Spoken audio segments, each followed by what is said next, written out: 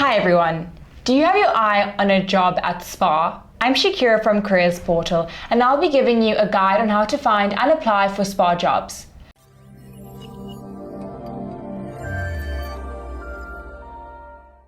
Careers Portal is your one-stop shop when it comes to finding learnerships, internships and bursaries, as well as any information you need about studying and your future career. Some of the career streams available at Spar are finance, marketing, logistics, information technology, human resources and sales. Let's get into how to apply for Spar careers. First and foremost, you should go to the Spar website. Scroll down to the bottom and find careers and click on it. Here you can register your CV and view the latest Spar jobs.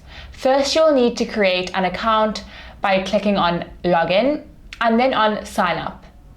You will have to provide your personal information as well as your CV to register. Once you're done, go to job search to see the latest job vacancies. You can also use the search bar on the homepage to find a job suited to you. Once you see a job you'd like to apply for, click on it. You will now see all the information about the job from where it's located to the Spar job requirements. To apply, click on apply. If you're logged in, applying will be even easier as Spar already has your CV. Fill in your details and follow the prompts and then submit your application. To work at a Spar store, you will need a South African ID, be able to work retail hours, including weekends and public holidays, and have a minimum qualification of grade 12. After the closing date, recruiters will go through each application and shortlist those applicants matching the specified skills and experience of each advert. They will contact those candidates who have been shortlisted for the positions directly and arrange for an interview.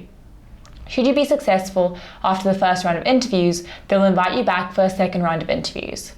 Should you make it through the second round of interviews, they will forward you an offer, and if accepted, confirmation of your start date will be sent to you with your employment contract. Comment down below your job search tips, and don't forget to like this video and subscribe to our channel for more.